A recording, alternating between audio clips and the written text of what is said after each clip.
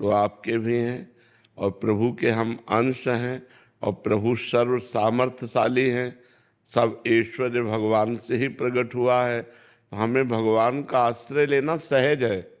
व्यक्ति हर समय हमारे पास थोड़ी है, वस्तु नाशवान है, व्यक्ति खुद असुरक्षित है। हम जिसका आश्रय लेते हैं वही हमें मार सकता है। तो हम वस्तु व्यक्ति का आश्रय सहज इसलिए लगता है, को सामने दिखाई देता है और परमात्मा दिखाई नहीं देता।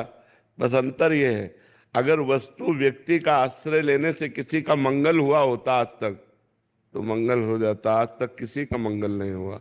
जब तक वो मंगल भवन अमंगलहारी भगवान का आश्रय नहीं लेगा तब तक वो निर्भय नहीं हो सकता, तब तक वो निश्चिंत नहीं हो सकता, तब तक निशोक नहीं हो सकता। हमें सरलता लगती है वस्तु व्यक्ति स्थान का आश्रय लेने में, लेकिन सरलता है भगवान के आश्रय में। हे भगवान मैं आपकी शरण। वो हमारी बात सुन रहे हैं, वो हमारे हृदय में ही बैठे हैं। पर अज्ञान के कारण हम व्यक्ति का भरोसा तो कर सकते हैं पर भगवान का भरोसा नहीं कर सकते। कोई विपत्ति आवे तो हमें व्यक्ति याद आएगा, भगवान याद नहीं आएंगे। जब कोई व्यक्ति साथ नहीं देगा तब भगवान याद आएंगे।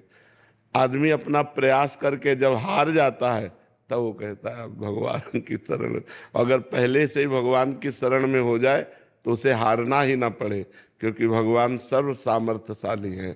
तो हमें लगता है नाम जप किया जाए, भगवान की कथाएं सुनी जाए, भगवान का आश्रय तभी दृढ़ होगा जब हम नाम जप करें और भगवान की लीला कथा सुने, भगवान के भक्तों का संग करें।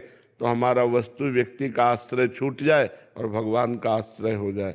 भगवान का आश्रय हो गया मानो मंगल हो गया। भगवान का आश्रय स्थायी बीमा।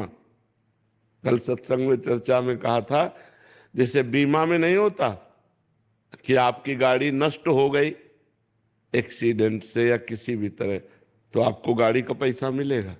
नहीं मिलेगा। आपकी कोई वस्तु नष्ट हो गई, बीमा कराए हो तो आपको पैसा मिलेगा ना।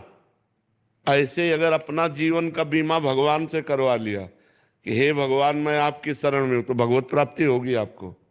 इस बात से भगवत प्राप्ति हो जाएगी कि आप भगवान की शरण में हो। समस्त दुखों का नाश हो जाएगा कि भगवान की शरण में हो।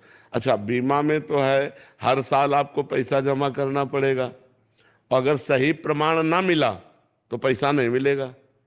लेकिन इसमें भगवान का स्वभाव है, जन अवगुण प्रभु मान न काऊ, दीन बंधु अति मृदुल स्वभाव। यदि हम हे भगवान आपकी शरण में हैं तो आजीवन का बीमा हो गया, ठेका ले लिया भगवान ने। भगवान कहते हैं अनन्यस चिंतयन्तो माम ये जना परिपासते तेसाम नित्याभियुक्ता नाम योगक्षेमम वहाम्यहम्। मैं उसका ठेका लेता हूँ योगक्षेम का, जो मेरा अनन्य चिंतन करता है। बस। राधे राधे दोस्तों। तो दोस्तों, अभी जैसा आप देख रहे थे कि हमें आश्रय किसका लेना चाहिए, भगवान का लेना चाहिए या व्यक्ति वस्तु या स्थान का आश्रय लेना चाहिए। तो दोस्तों, पूज्य महाराज श्री प्रेमानंद जी ने बहुत सरलता से इसका जवाब दिया और हमें बताया कि आश्रय भगवान का लेना चाहिए, क्योंकि व्यक्ति के आश्रय से कभी मंगल नहीं होता।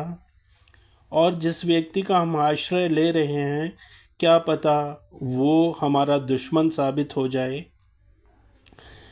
वस्तु नाशवान होती है, उसका आश्रय लेने से कोई मंगल नहीं होता। और भगवान, अगर हम भगवान का आश्रय ले लेते हैं तो हम भगवत प्राप्ति को प्राप्त कर लेते हैं, क्योंकि व्यक्ति हर जगह पर नहीं है जिसका हम आश्रय लेने की सोचें, लेकिन भगवान जो है सर्वत्र हैं, हमारे हृदय में हैं। और यदि उनकी शरणागति हम ले लेते हैं तो हमारे सारे दुख संकट कष्ट कलेश सभी परेशानियां दूर हो जाती हैं, क्योंकि फिर भगवान जो है हमारे रक्षक, हमारे पालनहार, सब कुछ वही हो जाते हैं। और उनकी शरणागति से हमें सिर्फ आनंद और आनंद ही प्राप्त होता है। तो जैसा कि अभी आपने सुना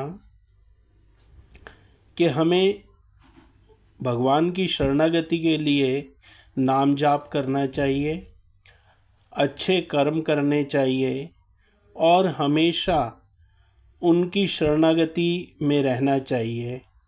हमें किसी दूसरे की शरण के बारे में सोचना भी नहीं चाहिए, क्योंकि सब कुछ तो करने वाले भगवान ही हैं। तो दोस्तों, यदि आपको वीडियो पसंद आए तो इसे लाइक करें, शेयर करें और हमारे चैनल को सब्सक्राइब करना ना भूलें और कमेंट करके हमें बताएं कि आपको वीडियो कैसी लगी। राधे राधे।